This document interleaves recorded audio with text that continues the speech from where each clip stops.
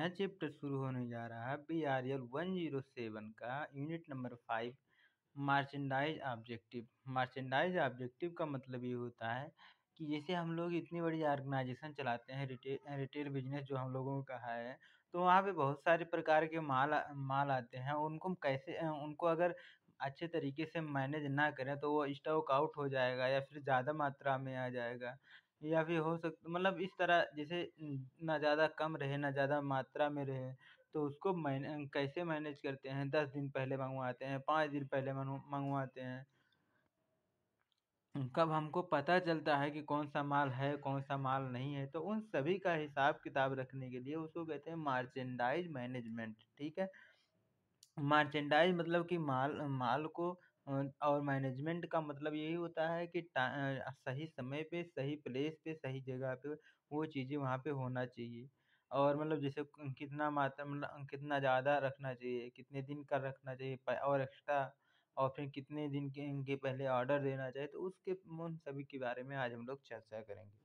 कह रहा है merchandise planning play a pivotal role in the creating maintain the profitability in the retail business. कह रहा है अगर आपको प्रॉफिट जनरेट करना है तो अपने मर्चेंडाइज को मैनेजमेंट करना बहुत ज़रूरी होता है। क्यों? क्योंकि जो आपके ऑर्गेनाइजेशन की प्लेस है, जगह है, वो लिमिटेड मात्रा में है, और उन्हीं लिमिटेड मात्रा में उनको मतलब बढ़िया से बढ़िया आपको रखना है, और सही मात्रा में सही जगह पे जिस चीज़ को मतलब बेचना भी है, वही कह रहा the retailer financial modelling is controlled and maintained through the merchandise control minor objective. कह रहा है no other area the retail business has the direct impact on the bottom line profit then the merchandise. कह रहा है ऐसा आपका जो मतलब रिटेल बिजनेस है, प्रोडक्ट बेचने के अलावा जान जो और ऐसा कोई फैक्टर नहीं है कि जो मतलब डायरेक्ट प्रॉफिट को इम्पैक्ट करा सके। जैसे आपका अगर प्रोडक्ट ही नहीं है, मर्चेंडाइज ही नहीं है, तो आप सेल क्या करोगे? तो वही कह रहा है ये आपके मतलब बॉटम तक मतलब इम्पैक्ट डालता है प्रॉफिट के। कह रहा है कि merchandise plan is the financial और द रूपी प्लान एलोकेशन है specific amount of money each department for the department to purchase for the appropriate assortment fashion or the staple merchandise or any merchandise that meet the customer demand and the sales goal।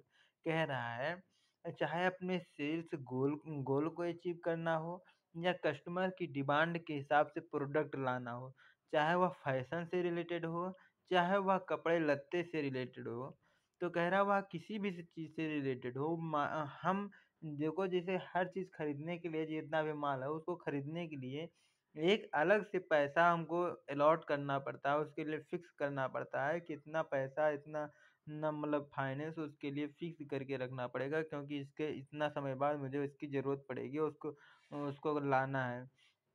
तो वही कह रहा है कि एक fixed allotment amount amount उसको fix करके रखते हैं, और उसको हर एक डिवीज़न के लिए एक मतलब क्या कहते हैं पैसा एलोकेट करते हैं। तो वही कह रहा है कि इसका अगर आप मैनेज नहीं करेंगे अच्छे तरीके से तो कोई माल यही रहेगा ज़्यादा आ जाएगा, कोई माल कम पड़ा रहेगा। तो वही कह रहा है कि सबका अच्छे से हिसाब रखना बहुत ही ज़रूरी है। It is crucial that merchandise have the broad understanding of the best practices approach that have the evolved। कह रहा है कि इसलिए यह बहुत महत्वपूर्ण है, क्रूशियल मतलब होता है महत्वपूर्ण होता है कि मर्चेंडाइज को ब्रॉड अंडरस्टैंडिंग बहुत अच्छे तरीके से समझ लेना, बेस्ट प्रैक्टिसेस अप्रोच बहुत बढ़िया अप्रोच होता है, बहुत बढ़िया क्या कहते हैं अप्रोच मतलब होता है जैसे किसी भी चीज़ को मानना और क्या। कह रहा है डाइट इवॉल्व जो मर्चेंडाइज से रिलेटेड हो, so that they are the able to optimize financial return on the investment। कह रहा है जिसको आप फाइनेंशियल रिटर्न, जैसे जो आप मर्चेंडाइज लेकर आते हैं तो यही एक्सपेक्ट करते हैं ना कि कुछ वो रिटर्न देगा आपको, अपना मतलब इन टर्म ऑफ मनी या फिर प्रॉफिट जो भी आप कह लें। तो वही कह रहा है कि अगर उसको बढ़िया से मतलब आप अच्छे से उससे प्रॉफिट जनरेट करवाना चाह रहे हैं तो आप अच्छे माल खरीदेंगे और सही समय पे खरीदेंगे, तभी आपकी जैसे गर्मियों के सीज़न में कौन-कौन सा, सर्दियों के सीज़न में कौन-सा, सब बरसात में क्या चलता है, कुछ सीज़नल हो गया और कुछ मतलब रीजन वाइज़ या जेंडर वाइज़ हो गया, ब्यूटी से रिलेटेड है तो ब्यूटी से रिलेटेड। मतलब इस प्रकार के जो भी एप्रोप्रिएट मर्चेंडाइज है, सही प्रकार का मर्चेंडाइज है, उसको सही समय पे लाएं।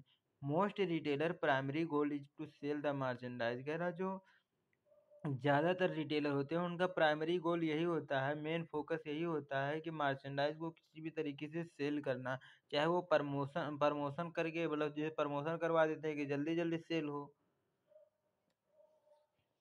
और कह रहा है deciding deciding what to buy, how much a vital task of the retailer.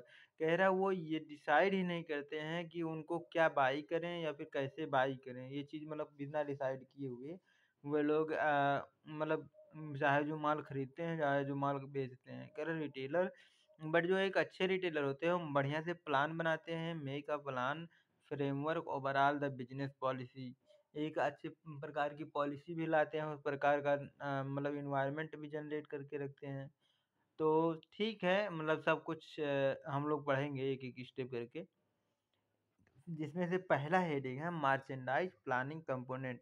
कह रहा है जो मार्चेंडाइज मीन्स की जो माल है, जो स्टॉक है आपका, जो इन्वेंट्री है आपका, उसको मैं मतलब उसको उसके प्लान जब हम लोग प्लानिंग करते हैं तो कौन कौन से ऐसे एलिमेंट हैं, कौन कौन से ऐसे एस्पेक्ट हैं, कौन कौन से ऐसी चीज़ है जो हमको कौन कौन से ऐसे कंपोनेंट है जो हमको इंक्लूड करना चाहिए, अपने में शामिल करना चाहिए, अपने इन्वॉल्व करना चाहिए, अपने एट्रीब्यूट में लाना चाहिए।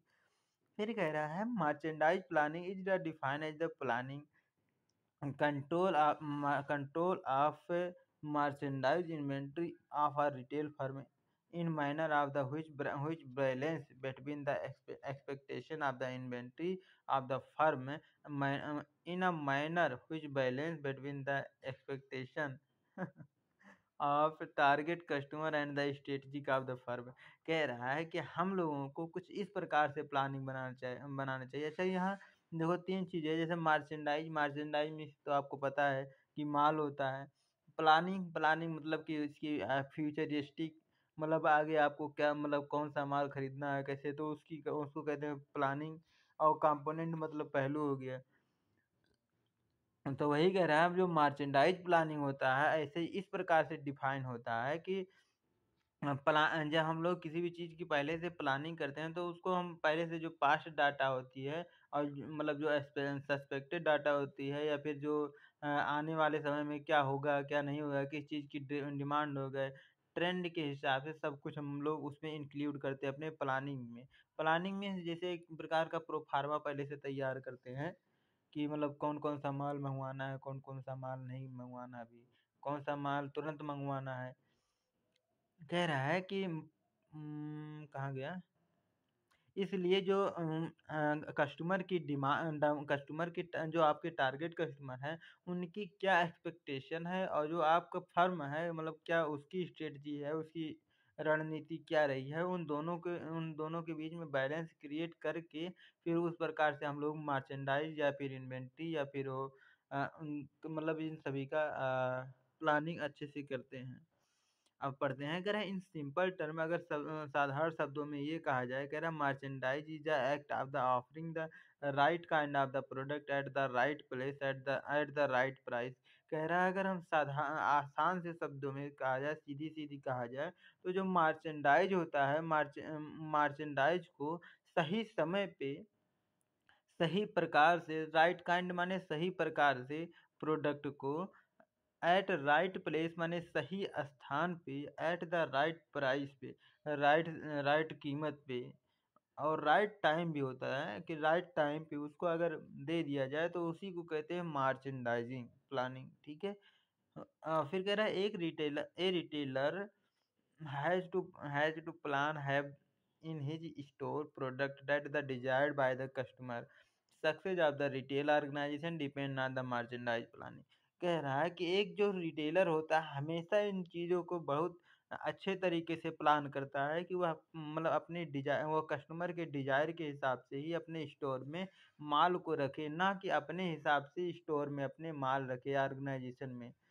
फिर कह रहा है जो एक रिटेलर की सक्सेस की राज की जो बात होती है वह मर्चेंडाइज प्लानिंग में ही उसकी छिपी हुई थी। एक रिटेलर कितना सक्सेसफुल होगा या फिर कितना अच्छा से वह काम करेगा, उसकी आप प्लानिंग देख ले तो आप अनुमान लगभग लगभग लगा सकते हैं कि यार रिटेलर क्या मतलब आगे चल के मतलब कुछ दिन में कितना अच्छा सेल कर सकेगा, अगर आप प्लानिंग आपको दिखा दिया जाए तो। फिर कह रहा है थर्स माने इस प्रकार से जो merchandise planning process require the category planning to develop the retail plan to achieve the company goal.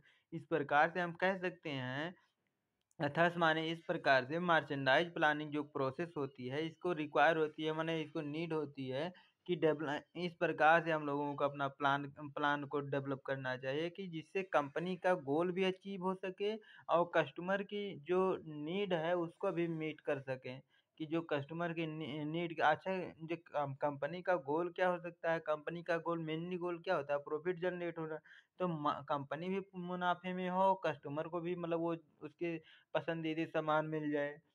कह रहा है कंपनी गोल है जब merchandise planning is the usually develop the once or the twice year of the merchandise. फिर कह रहा है कि prior to the beginning of the planning season known as the financial year the plan। हाँ यहीं पे रुक लेते हैं। फिर कह रहा है जो मर्चेंडाइज प्लानिंग होती है यह साल भर में कितना बार होता है। यह एक बार या दो यह एक बार या 2 बार इसको बनाना तो कंपल्सरी होता है। मतलब या तो 6 महीने में इसकी मर्चेंडाइज़ का प्लान बनाएँ या तो साल भर में बनाएँ कम से कम, और ज़्यादा से ज़्यादा 3 से 4 बार, मतलब और भी बार बना सकते हैं आप, मंथली भी बना सकते हैं, बट कम से कम आप 1 या 2 बार तो बनाएँ ही बनाएँ। फिर कह रहा है कि prior of the beginning of the planning season known at the financial year। अगर जैसे आप साल में बना रहे हैं तो फाइनेंशियल मतलब अगर साल के अंदर बना रहे हैं तो हर साल आप बनाएंगे तो हर फाइनेंशियल ईयर उसकी चेंज हो जाएगी। फाइनेंशियल ईयर क्या होता है, लास्ट ईयर क्या होता है, प्रीवियस ईयर वो क्या होता है, असेसमेंट ईयर क्या होता है, ये हम किसी दिन डिस्कस कर लेंगे। फिर कह रहा है planning start the process by the last year. कह रहा है हम लोगों ने जब हम अपने प्लानिंग बनाते हैं या फिर एक जो प्लानर होता है, जो प्लान बनाने वाला होता है, वह किससे स्टार्ट करता है, जो पिछला एक्टिविटी को पिछले मतलब रिजल्ट को देखता है कि इस मंथ में इस पार्टिकुलर दिन पे मतलब कौन कौन सा मतलब किस प्रकार की माल की डिमांड हुई थी। जैसे अभी देखो जैसे गर्मी के सीजन आ रही है, समर का सीजन आ रहा है, तो इसमें जो पेय पदार्थ होते हैं जैसे कोल्ड ड्रिंक वगैरह होता होता है, तो उससे ज़्यादा उसकी थोड़ा सा सॉफ्ट टाइप जो माल होते हैं ज़्यादा वो मतलब बिकने लगते हैं या फिर ज़्यादा सेल होने लगती है।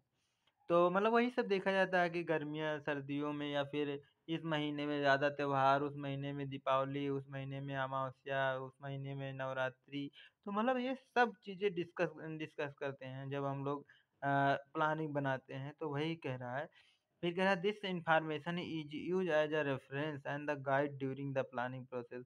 कह रहा है अच्छा ये जो इंफॉर्मेशन है, इन एज इट इज वैसे नहीं प्लान कर देते हैं जैसे पिछली बार हम लोगों ने बनाया था।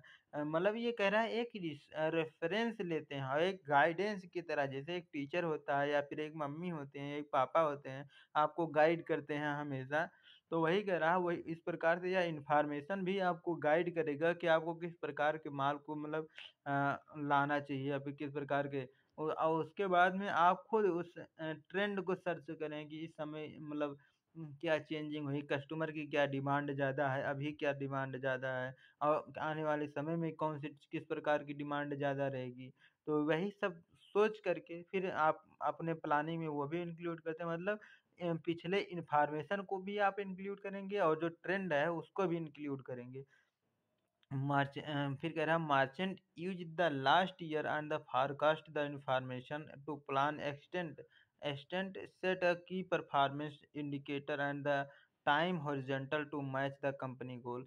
कह रहा है जो एक मार्चेंट होता है, मार्चेंट माने व्यापारी जो होता है, यूज लास्ट ईयर जो पिछले साल की इंफॉर्मेशन को यूज करता है और फोरकास्ट करता है, उसमें से फोरकास्ट करता है मतलब उसमें शॉर्ट लिस्ट तैयार करता है, उसका निचोड़ क्या निकलता है उसको देखता है, to plan extend of the key performance indicator.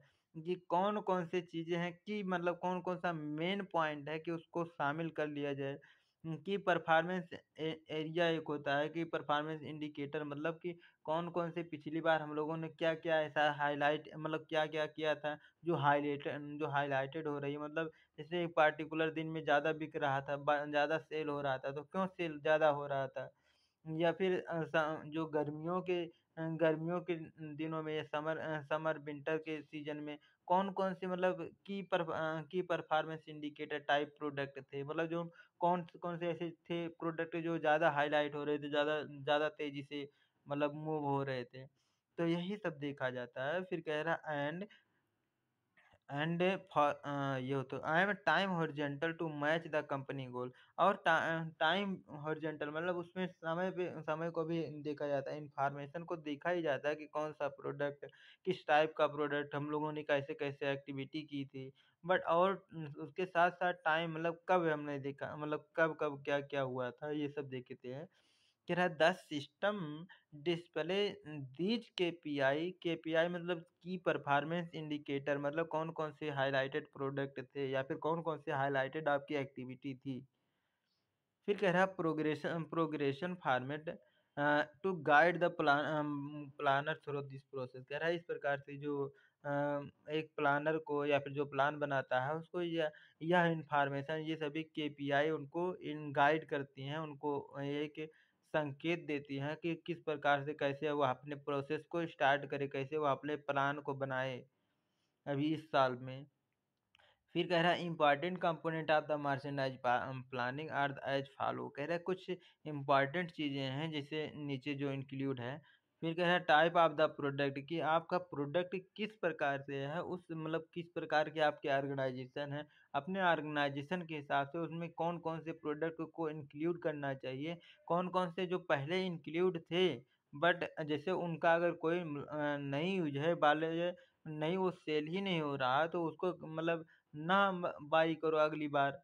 तो उन चीज़ों को मतलब कैसे-कैसे कौन-कौन सी चीज़ों किस प्रकार का प्रोडक्ट है, it is very important component as type of the product influence time frame of the merchandise planning and the main type of the product as follow. कह रहा है इस प्रकार से हम लोगों को मेन टाइप के प्रोडक्ट को हम लोगों को फॉलो करना चाहिए। पहला होता है स्टेपल। स्टेपल मीन्स क्या होता है? फूड आइटम और the grocery item come into the category. जो स्टेपल होता है, जो मतलब जल्दी-जल्दी बिकने वाला टाइप होता है, ये सब फूड आइटम होती हैं, खाने-पीने की चीज़ें चीज़ें जो हो गई, या फिर ग्रोसरी से रिलेटेड। ग्रोसरी मतलब होता है जो घरेलू में रोज़मर्रा की चीज़ें में जो मतलब काम आती है, उसको कहते हैं which have the regular demand, जिसकी डिमांड मतलब हमेशा बनी रहती है, साल का साल बरहो मास, उसको कहते हैं staple type product. Step staple type product. फिर कह रहा है sufficient stock have the maintain. तो जो स्टेपल टाइप के प्रोडक्ट होते हैं वो हमेशा साल को साल बरहो मास हमेशा रहते हैं, तो उनको हमेशा जब भी आप प्लान बनाएँ तो इनको आप छोड़ नहीं सकते। फिर एक होता है seasonal type product. Seasonal type product का मतलब क्या होता है? Such product are the demand in the particular season. जैसे कि जब सीज़न आती है उसी सीज़न में उन टाइप के प्रोडक्ट को आप ज़रूर अपने ऑर्गेनाइज़ेशन में रखें, अपने ज़रूर। जैसे अगर गर्मी आ गई या फिर विंटर आ गया, तो विंटर के हिसाब से विंटर का प्रोडक्ट को मतलब उसके साथ-साथ जो स्टेपल है वो भी रहेगा, बट सीज़नल प्रोडक्ट भी रहे। एक होता है फैशन आइटम जो मतलब उससे रिलेटेड, जो मतलब जैसे एक होता है ट्रेंड के हिसाब से आप मतलब रखें। Such item are the depending are the irrespective of the season and the last till the particular fashion in the vogue. कह रहे इस टाइप के जो प्रोडक्ट होते हैं, या मतलब सीजन को मतलब इग्नोर करके, जैसे होता नहीं कि मतलब जो फैशन से रिलेटेड जो ट्रेंडिंग प्रोडक्ट होते हैं वह सीज़न पे डिपेंड नहीं करता। तो वही कह रहा है कुछ ऐसे भी प्रोडक्ट होते हैं जो सीज़न पे नहीं डिपेंड करते हैं।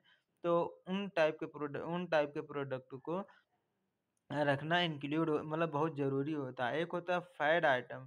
फैड का मतलब होता है such item are the demand for the limited period. कह रहा है ऐसे जो प्रोडक्ट होते हैं जो उनकी डिमांड जो होती है बहुत कम समय के लिए होती हैं, fade away quickly and this retailer have to careful stocking such item. कह रहा है इसलिए ऐसे इस प्रकार के जो रिटेलर होते हैं बड़ी सावधानी पूर्वक इन सभी प्रकार के माल का असॉर्टमेंट करना नहीं भूलते हैं। तो फैट का मतलब यही होता है, फैट मतलब क्या होता है? मतलब एक साथ या तो मतलब डिमांड बढ़ जाना या एकाएक कम हो जाना, तो उसी को कहते हैं फैट। तो वही कह रहा है, कुछ ऐसे टाइप प्रोडक्ट होते हैं जिसको आपको मतलब ध्यान देना थोड़ा ज़रूरी होता है। जैसे अभी क्या है कि सभी अभी भक्ति में सभी लीन है ना? तो अब भक्ति टाइप के बिकेंगे, बट अभी हमेशा थोड़ी ना भक्ति भक्ति रहेगी। तो वही कह रहा है, जो फेड टाइप प्रोडक्ट होते हैं वो लिमिटेड टाइम पीरियड के लिए होते हैं, बट आपके सेल्स को इंक्रीज कर देते हैं कुछ ही दिनों में, और जिसको हम लोग प्रमोशन के नाम से जानते हैं। तो वही कह रहे हैं कुछ इस टाइप का, बट आपको यह भी दिमाग में रखना चाहिए कि यह समय ज़्यादा देर तक ठहरने वाला है नहीं। तो उन टाइप के प्रोडक्ट को उतने उतने मंगाएं जितना उसको झेल सके। एक होता है फेस्टिवल सेल्स। फेस्टिवल सेल्स मतलब जैसे बसंत पंचमी में क्या लोग खाते हैं, दीपावली में जैसे मोमबत्ती, या फिर दीपावली क्या कहते हैं पटाखे वगैरह आ गए, और पंचमी आ गई तो रस्सी वगैरह सभी लोग खरीदेंगे, और क्या कहते हैं गुजिया वगैरह सब ये सब बनती है। खिचड़ी आ गई तो उसमें सब उड़द वगैरह की मांग बढ़ जाती है। क्या कहते हैं महाशिवरात्रि आ गई तो बैर वैर टाइप का, बैर या फिर इस टाइप का प्रोडक्ट। तो वही कह रहा, अलग अलग फेस्टिवल में जैसे होली आ गई, तो होली में क्या होता है कि जैसे जो रंग बिरंगे कपड़े अलग टाइप बिकने लगते हैं, ज्यादा बिकने लगते हैं। पिचकारियां हो गई, और रंग तो बहुत प्रकार के होते हैं, अबीर। फिर यही होता है, फिर कर festival here the merchandise manufacture specific festival get to the. तो वही कह रहा है कि अगर स्पेशल टाइप का प्रोडक्ट है तो उसको जरूर इंक्लूड करते हैं अपने में। एक होता है रेंज। रेंज का मतलब होता है क्या? देखो अभी तक तो प्राइस की बात हो गई है ना, ओ प्राइस कह रहे हैं, अभी तक तो प्रोडक्ट की बात होगी कि कितने टाइप के प्रोडक्ट होते हैं। अब दूसरा उसमें से रेंज देखा जाता है। रेंज का मतलब क्या होता है? It means the width breadth and depth. इसका मतलब क्या होता है? अच्छा, विड्थ मतलब गहराई, ब्रेथ मतलब चौड़ाई, और डेप्थ डेप्थ मतलब उसकी गहराई। तो विड्थ मतलब ये होता है लंबाई, मतलब कि आप कितनी टाइप के प्रोडक्ट को आप लेना चाहते हैं। अच्छा, एक होता है ब्रीथ। ब्रीथ मतलब कि उसकी चौड़ाई क्या है ना? तो चौड़ाई का मतलब ये होता है कि जैसे मैं बता रहा हूँ, जो डेप्थ होता है, डेप्थ का मतलब जैसे अलग अलग साइज के एक ही प्रोडक्ट रहेगा, बट एक ही कंपनी का रहेगा, बट अलग अलग मतलब साइज में रहेगा। जैसे लाइबो का 5 रुपए का भी होता है, 2 रुपए का भी होता है, 10 रुपए, 20 रुपए, इस टाइप का। तो वो तो हो गया डेप्थ। और ब्रेथ मतलब होता है अलग अलग आइटम। और ये होता है जो, नहीं नहीं, जो पहला है ब्रेथ होता है, ये होता है अलग अलग ना ना, हाँ पहले ब्रीथ होता है जो मतलब अलग अलग आइटम, जो लेकिन जो ब्रीथ होता है ना, तो ब्रीथ का मतलब ये होता है कि एक ही टाइप का प्रोडक्ट रहेगा, बट उसका ब्रांड अलग रहेगा। जैसे अगर सोप का अगर आपने ले लिया, तो सोप में विदिशा भी है, लाइबो भी है, डिटॉल भी है। तो इस टाइप के मतलब ब्रांड अलग अलग रहते हैं। तो वही कह रहा, रेंज सिलेक्ट करना होता है जब मतलब अब भाई जी, मैन्युफैक्चरर और मतलब जो प्लानर होते हैं ये सब इंक्लूड करते हैं। तो इसमें एग्जांपल ले रहा है, कह रहा है जैसे अपैरल। अपैरल मतलब जैसे जो फैशन से रिलेटेड है, या फिर कपड़े से रिलेटेड हो गया। कलर, डिजाइन, साइज, ये सब मतलब उसी रेंज में आते हैं। And quality of the material from the range, ये सभी रेंज में ही आते हैं। फिर कह रहा है special store, special limited bit. कह रहा है जो एक स्पेशल टाइप की अगर मतलब आपकी स्टोर है, डिपार्टमेंट है, तो उसकी स्पेशल टाइप की डिमांड भी रहती है। मतलब ये पार्टिकुलर कैटेगरी के ही वो लोग मंगवाते हैं।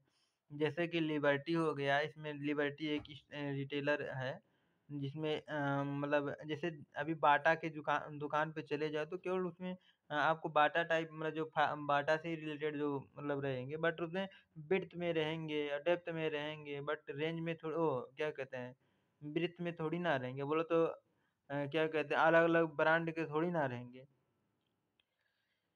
तो अब जियो जियो में चले जाएँ तो वही इस प्रकार से फिर कह रहा है but have the depth that is the different different design, number, colour, price. तो वही कह रहा है कि जैसे अगर उसके डेप्थ में जाएँ, डेप्थ मतलब गहराई में जाएँ, तो फिर कह रहा है जैसे डेप्थ में कौन-कौन सी चीज़ें आती है, जैसे उसका डिज़ाइन हो गया, नंबर हो गया, 5 नंबर, 6 नंबर, जूते-चप्पल जो भी, कलर हो गया, प्राइस रेंज हो गया, कस्टमर मेक द चॉइस। फिर अगला है कह रहा है कि प्राइस प्राइस प्राइस भी बहुत मेन फैक्टर होता है, क्योंकि जैसे जिसकी जितना बजट होता है, अपने बजट के हिसाब से ज़्यादा से ज़्यादा खरीदना चाहता है। तो वही कह रहा है price is the important variable in our country India. कह रहा है जो प्राइस इन ख़ासकर इंडिया में यह वेरिएबल वेरिएबल होता है। जैसे जिसके जितना इनकम होता है वो अपने इनकम के हिसाब से उस चीज़ को बाय करता है। Where the people are the price sensitive. कह रहा है इंडिया में जो होते हैं ज़्यादा प्राइस सेंसिटिव होते हैं, मतलब मोल भाव थोड़ा ज़्यादा करते हैं। Retailer has to determine his the segment and the price range to which they belong. कह रहा है कि इसमें रिटेलर उन्हीं चीज़ों मतलब जैसे जिस पार्टिकुलर एरिया में रहता है, वह उस मतलब सेगमेंट को पहले से डिटरमाइन करके रहता है कि वहाँ के लोगों की क्या बेसिक मानसिकता है, मतलब कहाँ तक वो लोग खरीदते हैं और ज़्यादा किस किस प्रोडक्ट की रेंज में खरीदते हैं, किस प्राइस की रेंज में खरीदते हैं। तो उसको पहले से उसकी आइडिया रहती है। Broad it can be the classified the low medium premium range. कह रहा है फिर भी वह उसको प्रीमियम रेंज में, मीडियम रेंज में, लो रेंज में उसको पहले से ही कैटेगराइज करके रखता है। कह रहा है while the merchandise planning the retailer should be the conscious of the target customer। कह रहा है जब भी एक रिटेलर अपने मर्चेंडाइज की प्लानिंग बनाता है तो कॉन्शियस मतलब अपने सोच विचार के ही वह बनाता है अपने टारगेट कस्टमर को। फिर कह रहा है बिसाइड माने इसके अलावा भी डिफरेंट प्राइस स्ट्रेटजी वह अपनाता है, जैसे कि प्राइस स्कीमिंग हो गई, मार्क डाउन डिस्काउंट प्राइस हो गया, ऑफर हो गया। तो स्कीमिंग मतलब क्या होता है? स्कीमिंग मतलब जैसे जो आइसक्रीम होता है तो उसमें प्राइस मतलब ऊपर ज़्यादा मलाई रहती है, नीचे कम हो जाती है। तो वैसे शुरुआत में प्रोडक्ट की माल या प्रोडक्ट की थोड़ा-सा प्राइस ज़्यादा रखता है, फिर उसको धीरे-धीरे कम करता रहता है। और एक होता है मार्क डाउन मतलब उससे कम नहीं होगा। और एक होता है डिस्काउंट टाइप के, मतलब टैग लगाया रहता है कि इतना परसेंट डिस्काउंट, उतना परसेंट डिस्काउंट। एक ऑफर टाइप रहता है कि 1 के साथ 1 फ्री, 2 के साथ 2 फ्री, तो मतलब इस टाइप के। फिर होता है एक असॉर्टमेंट। असॉर्टमेंट का मतलब क्या होता है? उसकी शॉर्ट लिस्ट तैयार करना। अच्छा जो एक रिटेलर होता है, ऐसा तो है नहीं कि दुनिया के जितने टाइप प्रोडक्ट हैं, सभी टाइप के प्रोडक्ट वह मतलब बाय कर सके। तो क्योंकि लिमिटेड स्पेस भी है, तो इसलिए असॉर्टमेंट तो भाई ज़रूरी ही है। कि जो प्रोडक्ट ले आया था पिछली बार वो प्रोडक्ट अभी तक सेल भी नहीं हुई, तो उन चीज़ों को फिर से दोबारा से बाई करने की क्या ज़रूरत है। कह रहा है it is the combination of the different product made available at the retail outlet. It is systematic assortment or the classify of the good must be the clear, must be the made the available or the one place। तो वही कह रहा है, वही same बात कह दिया है। कह रहा है कि एक जगह पे सभी प्रकार के कैटेगरी के प्रोडक्ट को लाना संभव तो नहीं होता है, तो इसलिए असॉर्टमेंट तो एक सिस्टमेटिक अप्रोच होता है, एक सिस्टमेटिक ढंग होता है, एक सभ्य रिटेलर का आदत होता है, मतलब इस प्रकार से।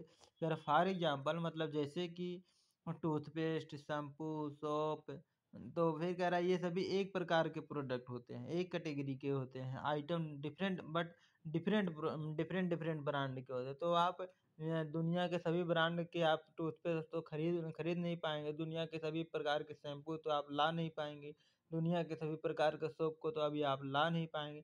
तो उसमें से आपको देखा जाता है कि उस टाइप के एरिया में किस प्रकार की टाइप की कंपनी या ब्रांड की ज़्यादा डिमांड होती है, उसी प्रकार से हम लोग असॉर्टमेंट कर लेते हैं। It is the important that the retailer keep the sufficient number of the SKU. SKU आपको हमेशा ध्यान में रखना चाहिए। एसकेयू जब भी कोई कहे तो आपको मतलब दिमाग में आ जाना चाहिए कि स्टॉक कीपिंग यूनिट, कि कौन कौन से स्टॉक होते हैं जो हम अपने ने मतलब रोजमर्रा की मतलब उसमें रखते ही रखते हैं, तो उसको कहते हैं स्टॉक कीपिंग यूनिट, SKU। मतलब ये फुल फॉर्म आपको जल्दी मिलेगा मिलेगा नहीं, क्योंकि मतलब ये वाले SKU, अगर आप SKU कोई कह रहा है तो आप तुरंत समझ जाएं, KPI को ही कहे तो की परफॉर्मेंस एरिया आप समझ जाएं।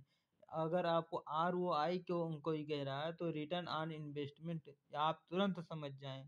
तो अगर नहीं याद हो रहा है तो कहीं पे लिख लीजिए, बट ये सभी जरूरी होता है। It should be the regular monitor and the replenishment through the merchandise available. एक होता है स्पेस, स्पेस को भी कंसीडर करता है जब प्लान बनाने बैठता है एक जो डिटेलर होता है। कह रहा है effort should be the made to the optimum use of the available space. कह रहा है जो एक रिटेलर होता है, जो प्लानर प्लानर होता है, ये सोचता है कि वो जितने भी मतलब उसके पास जगह है उसको बहुत अच्छे तरीके से कैसे, उसके हमेशा ये प्रयास रहती है कि उन कम से कम समय मतलब कम से कम जगह में कैसे ज़्यादा प्रोडक्ट को एक अच्छे सिस्टमेटिक तरीके से मतलब रख दें, उसको मतलब लगा दें, ताकि जगह भी बीच में बची रहे, आसानी से बाई भी लोग कर सकें और ज़्यादा से ज़्यादा प्रोडक्ट भी वहाँ पे रख सकें। जैसे इसके लिए वह हैंगर लगाता है, डिफरेंट प्रकार की फिक्सचर लगाता है, गैंडोला लगाता है। गैंडोला मतलब वही जो क्या कहते हैं, एल्युमिनियम की लगी रहती है, इधर भी निकली रहती है उधर भी निकली रहती है, चारों ओर सब। तो वही कह रहा है गंडोला रहता है, मैनेक्विन होता है, मैनेक्विन मतलब वही पुतला टाइप। फ्रीज रखे रहता है कि जो पीने वाला या फिर खराब होने वाली चीजें रहती है उसमें रख देता है।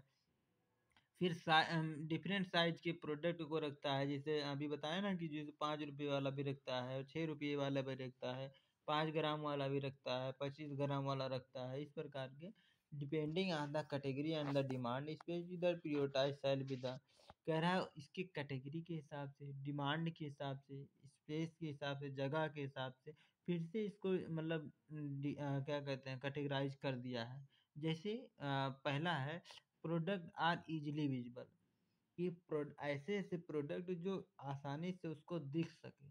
दूसरा, it is convenient to pick up the product, जो प्रोडक्ट मतलब जैसे कुछ प्रोडक्ट होते हैं जब बहुत छोटे होते हैं तो वह थोड़ा सा हाइट पे रहें तभी अच्छा लगता है।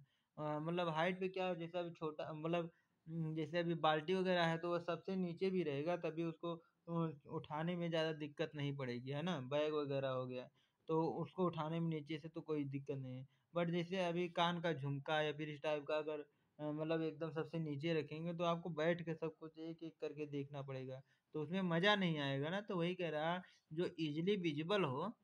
फिर कह रहा है it is convenient to pick up the product, और दूसरा क्या है कि वह कन्वेनियंट हो उसको उठाने में। फिर कह रहा है कि apartment from this above component, कह रहा है कि जैसा कि हम लोग ऊपर बहुत सारी चीज़ों को हमने चर्चा कर लिया, but following are the important aspect which are the taken account in the merchandise planning. But नीचे भी कुछ चीज़ें हैं जो एक प्लानर जब एक बिजनेसमैन जो होता है, जब वह प्लान बनाता है मर्चेंडाइज की कौन कौन सा माल खरीदना है, तो उसके नीचे जो कुछ चीज़ें पॉइंट लिखा है इन चीज़ों को भी अपने माइंड में रख के बनाता है। पहला होता है फाइनेंस। पहले फाइनेंस का तो उसको करना ही करना पड़ेगा भाई, क्योंकि चाहे किसी भी कैटेगरी का मतलब वह प्रोडक्ट को बाई करेगा तो उसके लिए तो उसको फाइनेंस तो देना ही पड़ेगा, पैसा तो देना ही पड़ेगा। तो वही कह रहा है क्योंकि फाइनेंस भी उसके पास लिमिटेड ही होता है। भाई अपने बिजली बिल भी देना है, रेंट भी देना है, एम्प्लॉइयों की सैलरी देना है, उसी में से प्रोडक्ट को भी लाना है, और मतलब और सब बहुत सारे खर्चे, जैसे एडवर्टाइजिंग हो गया, कोई आ गया तो उसके लिए कभी बंद रहती है तो वो भी लॉस।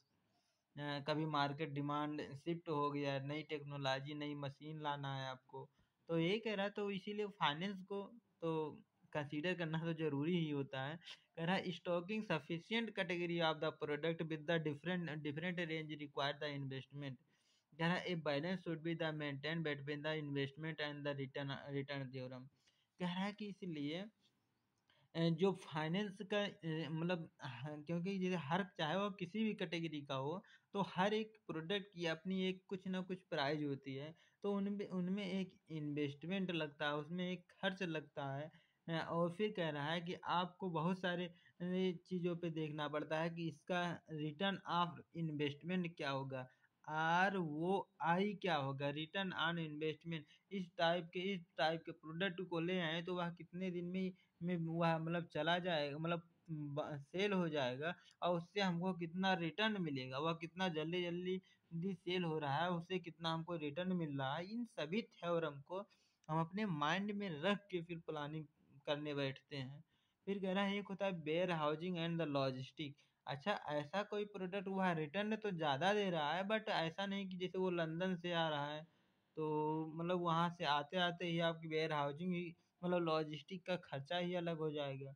या फिर वेयर हाउसिंग का मतलब ये होगा कोई आप प्रोडक्ट खरीद लाएं, मान लिया कि उसमें आप ज़्यादा कमाएंगे बट वो सेल ही नहीं होता है आपका। 4 साल में 6 साल में एक बार कहीं सेल हो गया तो सेल हो गया। तो उसके लिए उसका वेयर हाउसिंग कॉस्ट ही ज़्यादा हो गया आपके लिए। तो वही कह रहे हैं सभी चीज़ों को हम लोगों को ध्यान में रखना चाहिए। कह रहा है timely receipt of the product and their the safe storage are also the crucial for the successful retail planning. कह रहा है एक एक जो सक्सेसफुल रिटेलर होता है, सक्सेसफुल जो बिजनेसमैन होता है, उसका यह भी डिपेंड करता है कि वह स्टोरेज सेफ तरीके से रखे। ऐसा नहीं कि आप वो प्रोडक्ट ले आए, उस प्रोडक्ट वहीं सड़ रहा है, गल रहा है, तो ऐसे थोड़ी ना चलता है बिजनेस। अगला होता है कि मार्केटिंग। मार्केटिंग का मतलब क्या होता है, यही सही समय पे आपने अगर प्रमोशन नहीं किया, सही समय पे आपने डिस्काउंट नहीं दिया, तो वही होता है ना कि जैसे आपकी प्रोडक्ट सेल ही नहीं समय पे हुई, और जब एक प्रकार का सीजन चला गया तो फिर आप रखे रहिए भाई। फिर कह रहा है कि effective strategy is the device for the marketing of the product. कह रहा है and the major advertising sales promotion, वही कह रहा है फिर एडवर्टाइजिंग सेल्स को आपको सही समय पे अपना लेना चाहिए।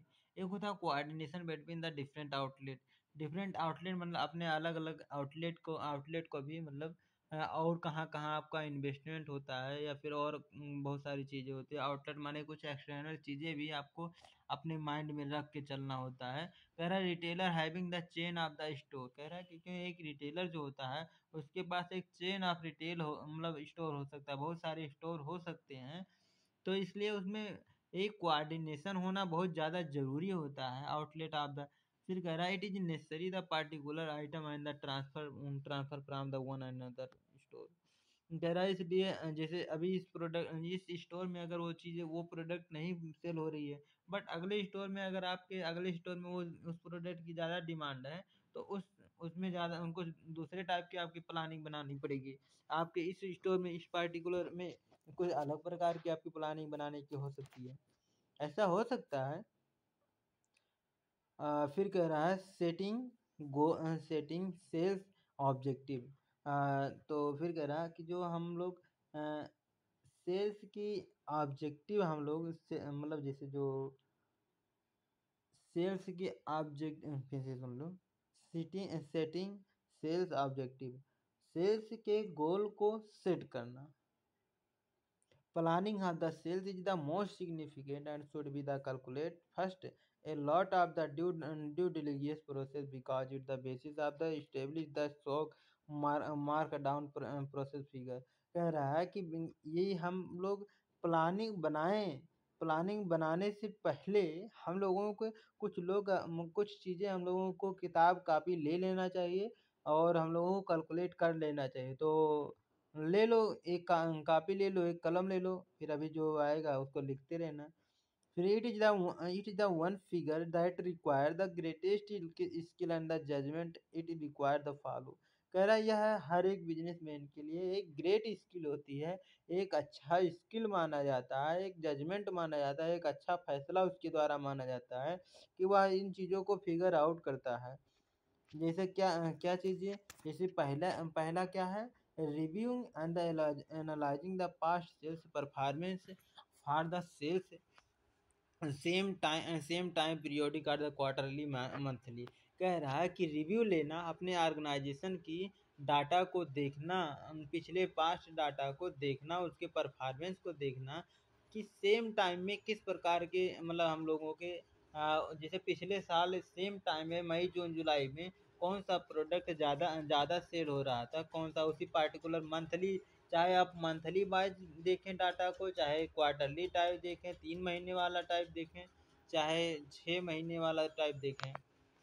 फिर कह रहा है कंसीडर फैक्टर में the cause change in the sale. बहुत सारे फैक्टर होते हैं जो सेल्स को मतलब चेंज कर देते हैं। जैसे पहला होता है करंट सेल्स ट्रेंड, उस समय क्या मतलब कौन सा सेल, कौन सी प्रोडक्ट टाइप का सेल्स में ट्रेंडिंग में था, वो चीज़ें आप देख सकते हैं।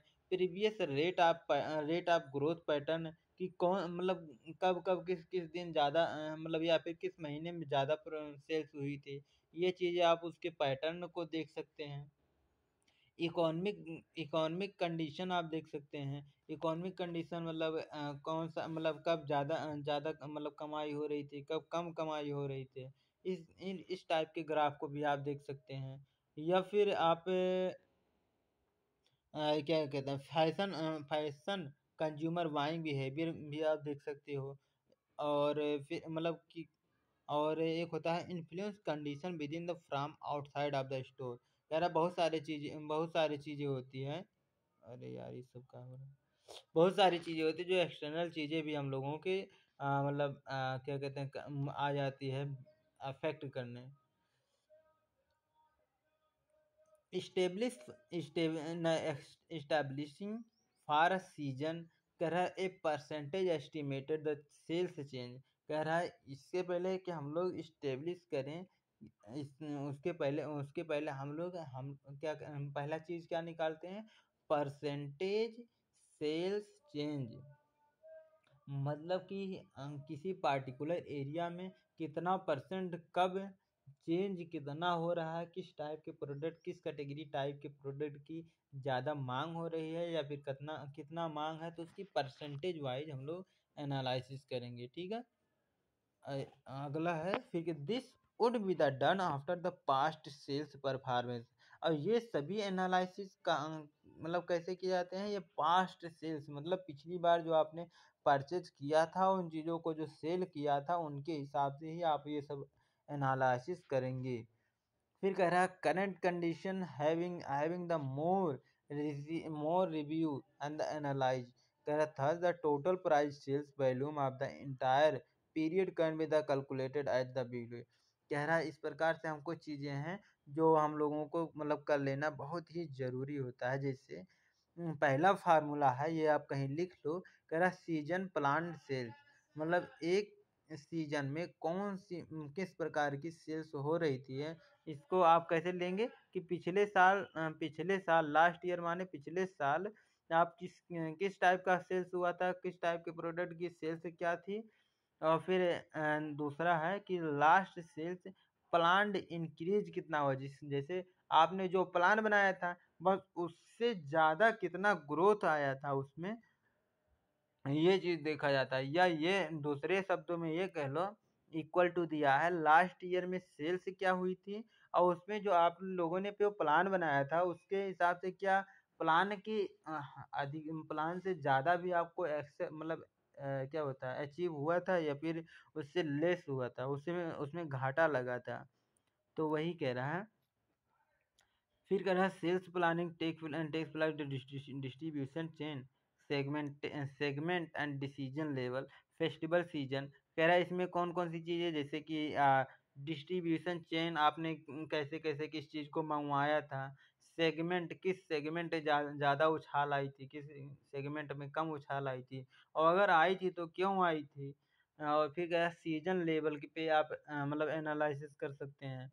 फेस्टिवल लेवल पे आप एनालिसिस करते हैं। Planner can drill down to the category sub category roll out month and weekly. वही कह रहा है कि आप कैसे वीकली एनालिसिस कर सकते हैं, उसकी कैटेगरी के हिसाब से, सब कैटेगरी के हिसाब से, वीक के साप्ताहिक कर सकते हैं। When the planning the sales, जब एक बिजनेसमैन अपना प्लानिंग करता है सेल्स की, कौन सा प्रोडक्ट हमको सेल करना है, तो उसके पहले ये सभी चीज़ों को एनालाइज करता है।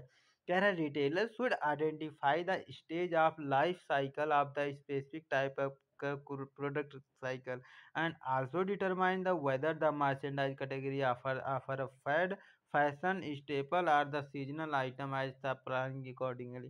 कह रहा है कि एक जो रिटेलर होता है वह आइडेंटिफाई कर लेता है कि एक स्पेसिफिक टाइप का प्रोडक्ट की क्या लाइफ साइकिल होगी। अच्छा, लाइफ साइकिल जो यहाँ पे हम लोगों को दिख रहा है, तो ये लाइफ साइकिल क्या होता है?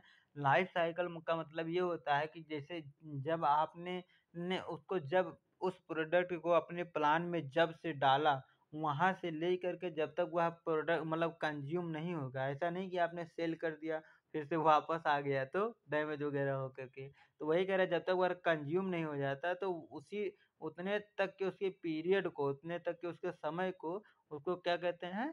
लाइफ साइकिल कहते हैं। कि मतलब जैसे उसको प्लानिंग किया, प्लानिंग के लिए उसके लिए मतलब एक कॉस्ट फिक्स किया, कॉस्ट फिक्स करके उसको बाई किया, बाई करने के बाद वो ट्रांसपोर्ट का कॉस्ट उसमें लगा, फिर लेकर आया उसको वेयर हाउसिंग का कॉस्ट लगा, इतने दिन फिर उसको सर्विस देने में भी कुछ कॉस्ट लगा, फिर उसको रंगाई पुताई किया जो आपने किया उसको, उसमें भी कुछ कॉस्ट लगा। फिर आपने जब फाइनली अगर सेल्स कर दिया, सेल्स के बाद फिर अगर कस्टमर को गड़बड़ कुछ लगा तो फिर वो आया, फिर मतलब अगर बोला कि डिस्काउंट पे दे दो मुझे, तभी मैं ये प्रोडक्ट लूँगा। तो अगर आप मतलब चलाने लग रहेंगे तो कहें ठीक है, चलो ठीक है, डिस्काउंट दे देते हैं। तो आप उसपे भी डिस्काउंट दे दें। तो जो ये सभी प्रकार के उसमें इंक्लूड होता है, तो ये सब चीज़ों को क्या कहते हैं? Life cycle. ये किसी एक पार्टिकुलर प्रोडक्ट की। और फिर कह रहा है कि इसमें कब फैड आते हैं। फैड का मतलब ये अभी हम बताएँ, जैसे कि किसी एक पार्टिकुलर टाइम में ज़्यादा उछाल आ जाता है, फिर ज़्यादा कमी आ जाती है। फैड मतलब वैसे होता है ज़्यादा उछाल आ जाना। तो जब उछाल आ जाती है तो आपको समझना होता है कि उछाल आ गई है, तो क्यों उछाल आई है? इस टाइप के प्रोडक्ट की ज़्यादा डिमांड क्यों हुई है? और फैशन टाइप का प्रोडक्ट है कि अभी फैशन में चल रहा है, स्टाइल में जिसको कहते हैं। तो उस टाइप का फैशन फैशन से रिलेटेड, या स्टेपल टाइप प्रोडक्ट। स्टेपल मतलब घरेलू चीज़ें जो बार-बार बिकने वाले टाइप होते हैं, या फिर जो लगातार कंटिन्यूअस साल भर जिसकी डिमांड बनी रहती है, उसको कहते हैं स्टेपल टाइप का प्रोडक्ट। एक होता है सीज़नल टाइप का प्रोडक्ट। सीज़नल टाइप का प्रोडक्ट का मतलब ये होता है कि वह उसकी डिमांड केवल सीज़न टाइप ही होता है। तो इस प्रकार से एक रिटेलर जो होता है कंसीडर करता है। फिर कह रहा हूँ when the making the sales forecast for the specific merchandise category, retailer take the information from the various sources such as the past sales volume, public secondary data, customer survey। कह रहा है जब एक रिटेलर होता है, जब planning करता है, तो वह बहुत प्रकार की डाटा को लेता है। जैसे वह अपने ऑर्गेनाइजेशन से पिछले मतलब सेल्स वॉल्यूम लेता है, मतलब कि अपनी सेल्स वॉल्यूम जो आप खुद बेचा हुआ है उस डाटा को लेता है। और जो पब्लिकली जो अवेलेबल डाटा है, जो सेकेंडरी डाटा है, जो एक्सटर्नल चीज़ें हैं, उसको भी देखता है कि मतलब उनमें क्या उछाल आई थी, और हम हो सकता है उस टाइप का प्रोडक्ट मेरे में शामिल ही ना हो। तो वही कह रहा है, जो सेकेंडरी डाटा भी है उसको भी देता है। और एक कस्टमर का सर्वे भी करता है कि एक पार्टिकुलर कस्टमर की क्या डिमांड रहती थी, या क्या डिमांड आने वाली है, क्या डिमांड हो सकती है। इन चीज़ों को डिटरमाइन करके रखता है, फिर वह प्लानिंग करता है, फिर वह उसके हिसाब से वह फोरकास्टिंग तैयार करता है। फोरकास्टिंग मतलब छँटाई, कटाई, शॉर्ट लिस्ट तैयार करना। फिर कह रहा है determine a project strategy is the crucial issue the retailer.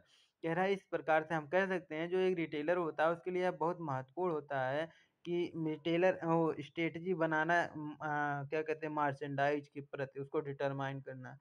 कह रहा है checking the with the vendor sales data during the festival sales period. कह रहा है इस प्रकार से हम कह सकते हैं कि एक जो वेंडर होता है, वेंडर मीन्स विक्रेता होता है, अपने सेल्स डाटा को देखना तो ये बहुत, जैसे मान लीजिए आप एक डिस्ट्रीब्यूटर हैं या फिर आप मैन्युफैक्चरर हैं, तो आप ज़रूर अपनी डाटा को पिछली बार कि क्या-क्या हमने किसको किसको सेल्स किया था, तो उसको ज़रूर आप समय-समय पे एनालाइज़ करते ही रहते हैं। अरे भैया क्या कर रहे हो? फिर कह रहा है एक नीलेश determine of the category use use as the basic defence across the industry that the product should the meet the similar consumer need और that the product should be the interrelated substitute. कह रहा है जैसे नीलेश नाम का तो कोनो company है ना? तो वो कहा था कि हम वो अपने पिछले मैन्युफैक्चरर हैं, तो वह अपने पिछले डाटा के यह नाते से देखत हैं, इस वजह से वो देख रहे हैं कि उस टाइप के मतलब उनके कस्टमर के बीच में, या चाहे वह रिटेलर हो या चाहे वह डिस्ट्रीब्यूटर हो, ये सभी उसके लिए कस्टमर है ना। चाहे वह मतलब वेयर हाउस लॉजिस्टिक वाला मैन हो, तो ये सभी उसके जो कस्टमर हैं, तो उसके कस्टमर की पार्टिकुलर क्या डिमांड रहती थी, तो उस टाइप के वो आप प्रोडक्ट की मैन्युफैक्चरिंग करेंगे और उस टाइप के प्रोडक्ट को उनसे मीट कराएँगे।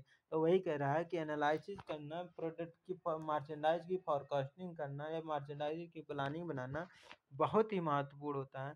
फिर कह रहा है Nilesh definition also also include the provision the product placing together in the same category so the logistic manageable in the store. कह रहा है जब वो एनालिसिस करते हैं, वो बहुत प्रकार के, जैसे उनके जो ट्रांसपोर्ट लॉजिस्टिक में क्या खर्चा आती है। लॉजिस्टिक मतलब कि वहाँ पे जो वेयर हाउसिंग का कॉस्ट आ रहा है, ये सभी, और ट्रांसपोर्टिंग के मतलब एक स्थान से दूसरे स्थान पे लाने ले जाने के लिए कैसा खर्चा हो रहा है। तो ये सभी प्रकार के होते हैं। अ, उसका साइज़ क्या होगा, कलर क्या होगा, इस प्रकार के मतलब मार्केटिंग डिसीजन भी उसको लेने पड़ते हैं। और वेरियस करने में बहुत प्रकार के लेने पड़ते हैं। तो फिर आगे बढ़ जाते हैं हम लोग, है ना। 50 मिनट हो गया।